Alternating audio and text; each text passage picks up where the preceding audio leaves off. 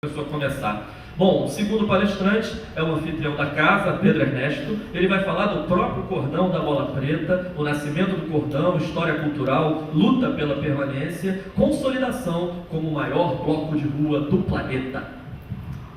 Bom, obrigado, Fábio. Boa noite aqui aos colegas. Nossa querida Maria Augusta, esse símbolo do carnaval, Eduardo, Luiz Carlos, pessoal que admiro muito, e todos aqui presentes. Bom, o Cordão da Bola Preta, ele foi fundado exatamente na época da explosão dos cordões. Exatamente no dia 31 de dezembro de 1918 é a data oficial da fundação. Mas já no ano de 1917 já existia um Bola Preta. Por quê? Como surgiu o Bola Preta? O Clube dos Democráticos, exatamente esse que está ali na rua do Riachuelo, tinha uma diretoria na ocasião, ali por volta do ano de 1916, e houve uma dissidência, porque dois dos fundadores do Bola Preta, um deles que foi o Caveirinha, que é vamos dizer assim, o mentor do Bola Preta, ele era diretor-procurador do Clube dos Democráticos. E o presidente dos Democráticos, naquela época, o Democrático era um baluarte do carnaval, né? Era uma grande sociedade. E o Democráticos, ele resolveu tomar uma decisão e punir lá um determinado número de associados. E o Caveirinha se insurgiu contra a decisão do presidente e resolveu sair. Então, quando ele tomou essa decisão de sair, saiu também junto com ele o Francisco Carlos Brício, que é o Chico Brício, que inclusive é o sócio número 1 do Cordão da Bola Preta, e junto a eles vieram mais 16. Então, naquele momento, havia uma ordem clara e expressa do chefe de polícia, o chefe de polícia, naquela ocasião, ele tinha mais força que o governador. Ele mandava mesmo. E esse chefe de polícia era o Aurelino Leal. E ele, então, proibiu o surgimento, a fundação de novos cordões, porque os cordões traziam muito problema para a cidade nos dias de carnaval. E houve, inclusive, na Enseada de Botafogo, que também tinha carnaval, dizem os historiadores muito animados, né? Banho de Mar na Fantasia, enfim. E houve lá um problema, uma briga generalizada e, inclusive, teve morte, isso em pleno carnaval. E por causa disso havia essa proibição de fundação de novos cordões. Então, naquele momento, como eles eram verdadeiros aficionados pelo carnaval, apaixonados, eles fundaram um grupo chamado Só Se Bebe Água. E o símbolo do Só Se Bebe Água era um barril de chope com 18 torneirinhas, que eles eram 18 fundadores desse grupo. Mas eles continuavam insistindo na criação do cordão. E no dia 31 de dezembro de 1918, eles estavam comemorando, né, a chegada de mais um ano, na Galeria Cruzeiro, no Bar da Brama, que era o bar nacional. E lá pela certa altura lá da bebedeira, surgiu uma linda mulher com vestido branco, de bolas pretas, e um deles gritou: está aí o nosso nome, Cordão da Bola Preta. Então eles peitaram a decisão do delegado da época, do chefe de polícia, e fundaram o Cordão da Bola Preta. O Cordão da Bola Preta viveu do ano de 1918 até o ano de 1949 em sedes alugadas. Então, cada ano eles estavam em algum lugar, eles alugavam um sobrado para realizar os bailes de carnaval, já que o Bola Preta, naquela fase inicial, só fazia carnaval. E no ano de 1937, 38, veio uma decisão de que os clubes eram obrigados a ter uma sede permanente. Foi quando o Bola Preta alugou o sobrado na rua Bittencourt da Silva. Embaixo era o jornal O Globo e no sobrado em cima era a sede do Cordão da Bola Preta. Eu cheguei inclusive a conversar com sócios do Bola Preta, hoje talvez tenha um vivo ou dois no máximo, que frequentaram essa sede. E eles diziam que quando acabava o baile tinha que controlar a descida da escada, porque a escada não suportava muita gente ao mesmo tempo. E foi num ato de coragem que aqueles 18 fundadores, aí já tinha surgido mais uma pessoa elementar, fundamental na vida do Bola Preta, que foi o Volney Brown. O Volney Brown tinha duas paixões na vida. Ele tinha paixão pelo futebol, que era o América Futebol Clube, e carnaval era o cordão da Bola Preta. E ele, junto com esses 18 fundadores e mais alguns que já tinham chegado, resolveram comprar uma sede própria do Bola Preta, para o Bola Preta. E eu diria que isso foi fundamental para que o Bola Preta chegasse até o ano de 2012.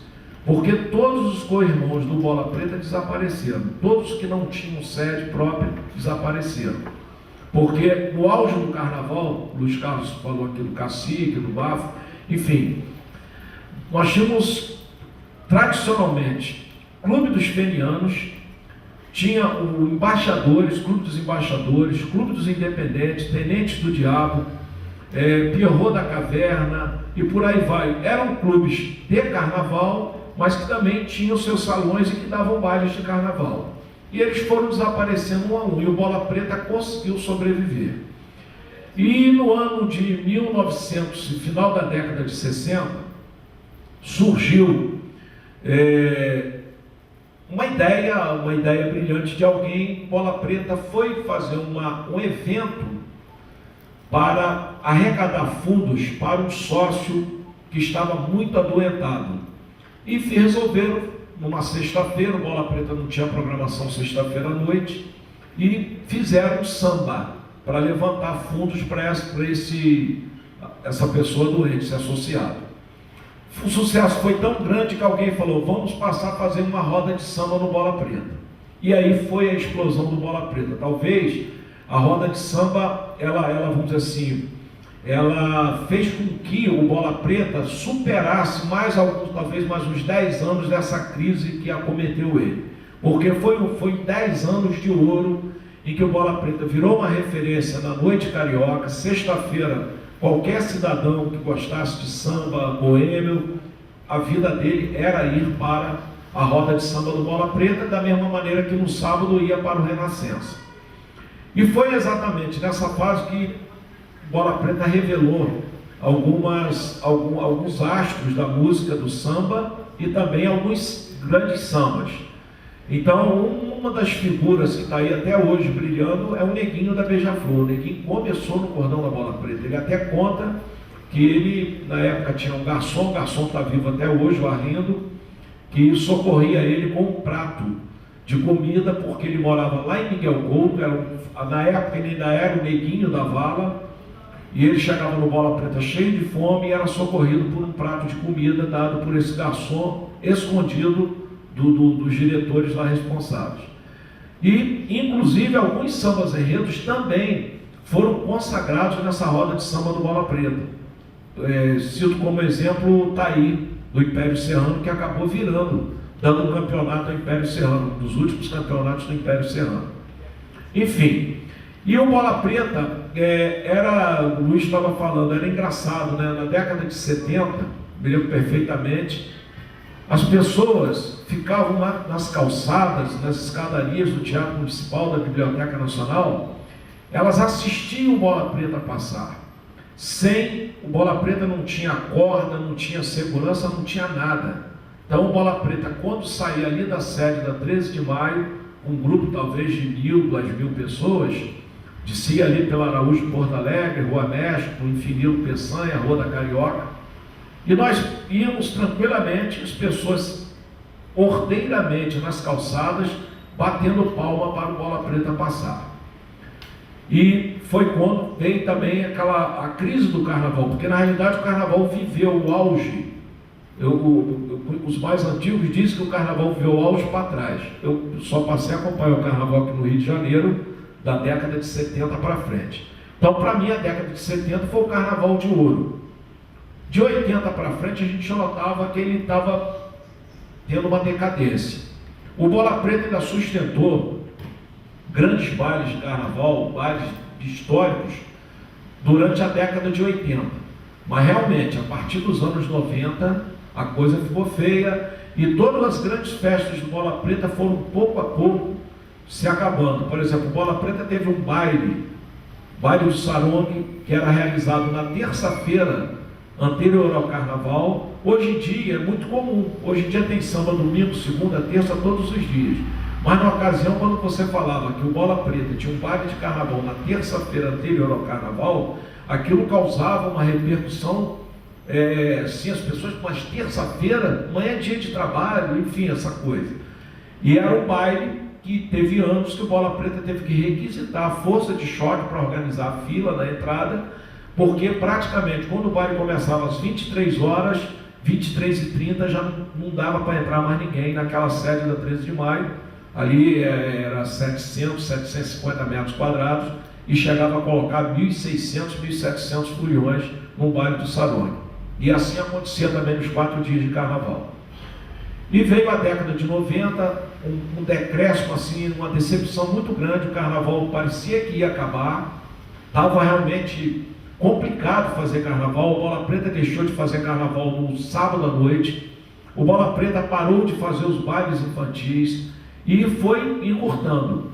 E em década de 2000, no início de um novo século, o carnaval parece que ele despertou novamente. E o Bola Preta, como mais antigo, mais tradicional, então o Bola Preta pulou na frente. Mas nessa ocasião, já realmente existiam os blocos da Zona Sul, Barbos, o Simpatia, a banda de Ipanema muito tradicional. Eu diria até que a banda de Ipanema deve ter sido uma inspiração do Bola Preta, porque o fundador da banda de Ipanema, Albino Pinheiro, era frequentador assíduo do Bola Preta. Ele não perdia um carnaval no Bola Preta, não perdia uma roda de samba no Bola Preta, e ele manteve aquela característica do carnaval tradicional, das marchinhas, dos sambas tradicionais de carnaval, enfim. E foram surgindo os blocos. E o Bola Preta se fortaleceu, quer dizer, o Bola Preta conseguiu superar todo momento adverso, momento econômico, momento administrativo, exatamente com o fortalecimento do carnaval de rua. Porque eu acho que se essa infelicidade que o Bola Preta teve de perder aquela tradicional sede da 13 de maio, na década de 90, quando o carnaval estava muito para baixo, eu não sei se a gente teria sido socorrido pelo governo do Estado, porque realmente uma instituição que leva no sábado de carnaval uma multidão de 2 milhões de foliões para o centro da cidade, porque as pessoas confundem muito. Já surgiu até um estatístico aí, após o carnaval, o último carnaval, mas na Rio Branco não cabe 2 milhões de pessoas, mas ninguém está dizendo que cabe. O Bola Preta ocupa o centro da cidade. As fotos aéreas comprovam isso. O desfile do Bola Preta está acontecendo na Rio Branco às 9, 10 horas da manhã. Tem gente chegando de trem ainda, tem gente descendo em estação do metrô lá na Central para lá, porque não tem como descer ali no miolo, ali na Cinelândia ou na Carioca, enfim. Então, o Bola Preta agradece muito, né, a revitalização do carnaval de rua por esse momento que ele está passando. Momento difícil, complicado. A gente teve realmente ajuda de alguns amigos. O Luiz Carlos Magalhães, no momento muito crítico do Bola Preta, o Luiz Carlos foi uma pessoa super importante pela ligação que ele tinha na época com o governador Garotinho, porque na época ele não se preocupou somente com Bola Preta. O Luiz Carlos se preocupou com o carnaval de rua. A Avenida Rio Branco, no sábado, tinha o Bola Preta maravilha. Acabou o Bola Preta, a Avenida Rio Branco virava um deserto. E inclusive com risco de o sujeito até ser assaltado, porque não tinha nada de carnaval. Teve um ano aí que a Rio Turco chegou a contratar 2 trios elétricos da Bahia para animar o carnaval na Rio Branco. Eu acho que o Luiz Carlos se lembra disso. Um dos trios até não dá para esquecer, que era o Tapajós, que era o mais famoso de todos. E hoje você vê o carnaval totalmente revitalizado. A gente aplaude muito esses jovens, que o que faz hoje o carnaval explodir exatamente os jovens, é a força dos jovens, é a força do povo que vai para a rua. Então, por exemplo, o carnaval de 2012 teve 420 autorizações, se não me falha a memória. Para o de 2013, a Rio Tour recebeu cerca de 600 pedidos de autorização. Lógico que ela já deixou claro que não vai autorizar mais nenhum bloco na Zona Sul. Seu delegado, onde é? Porque é muito bloco, é uma loucura. Mas o mais importante, que esse ano já tem uma novidade, que tem muitos blocos nas áreas pacificadas e na área do subúrbio e zona oeste. Então isso vai dar uma outra configuração ao carnaval. É muito importante que isso aconteça. E o Bola Preta, nessa persistência, nessa resistência, né, como diz aí o Samba da Alegria da Zona Sul, ele vai buscando traçar o seu caminho do futuro.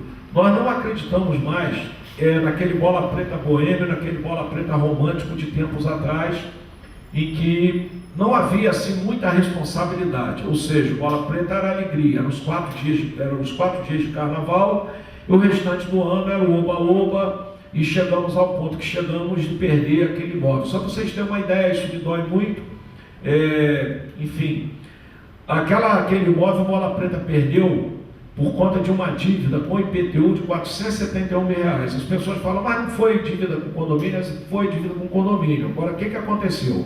O condomínio pegou esses R$471 mil que o Bola Preta devia de IPTU, foi à prefeitura, parcelou em 84 meses e arrematou aquela sede por R$471 mil.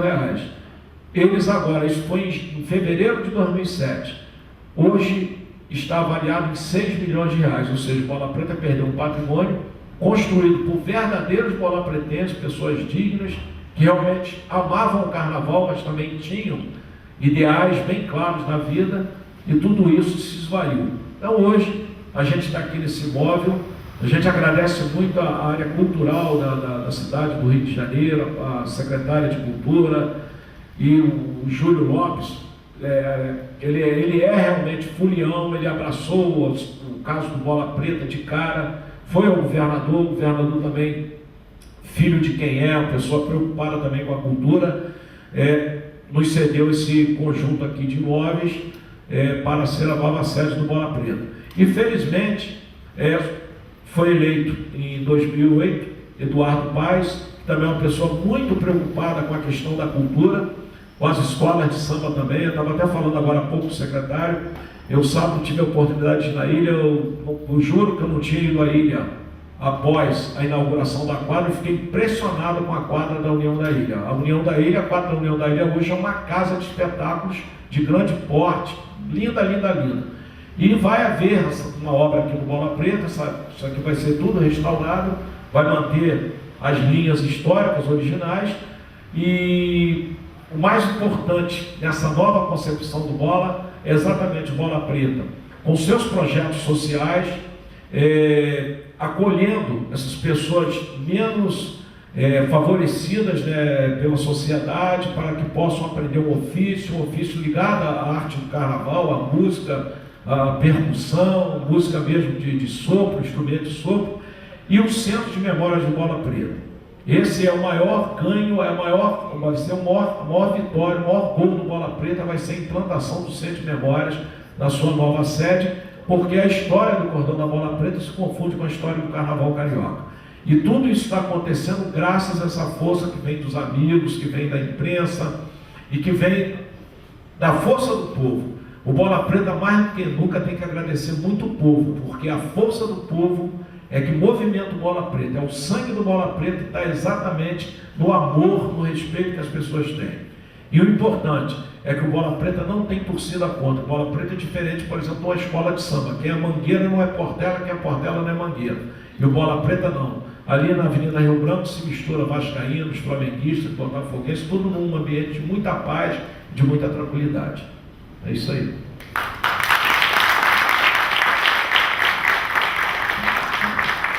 O Pedro Ernesto tem o nome de um dos maiores homens públicos que essa cidade, esse país já tiveram, que foi o Pedro Ernesto, que é prefeito da cidade do Rio de Janeiro. E tem uma coincidência interessante, o Pedro Ernesto também é um grande folião, entusiasta do carnaval. Foi o Pedro Ernesto que era médico, fez o nascimento de Fernando Pamplona. Grande Fernando Pamplona, que foi um dos maiores decoradores de rua do Carnaval do Rio de Janeiro, digamos, o pai profissional, por exemplo, de Maria Augusta Rodrigues, foi professor de Maria Augusta Rodrigues na Escola de Belas Artes, e o Fernando Pamplona foi tirado da barriga de Dona Mercedinha, sua mãe, por Pedro Ernesto. Com boa coincidência. As pessoas perguntam, seu nome é Pedro Ernesto? Por quê? E meu pai, ele tinha uma característica de dar nomes de vultos importantes da história brasileira e também mundial. Então ele me batizou com o nome de Pedro Ernesto, porque eu nasci no dia 24 de abril, a 1h da manhã, e minha mãe queria que meu nome fosse Jorge. Então, na realidade, eu até comemoro o meu aniversário no dia de São Jorge, que é o padroeiro do Bola Preta. O meu irmão do meio se chama Jefferson e o caçula José Américo. Então, realmente, eu acho que esse nome aí me inspirou, e eu procuro também seguir uma linha uma conduta de maneira a não deixar nenhuma dúvida da minha seriedade, do meu caráter com relação aos negócios do Bola Preta e da própria cultura do Rio de Janeiro. Eu sou entusiasta e eu adoro o carnaval, eu sou louco por carnaval, enfim, e nunca vou mudar a minha maneira de ser. Maravilha, Pedro.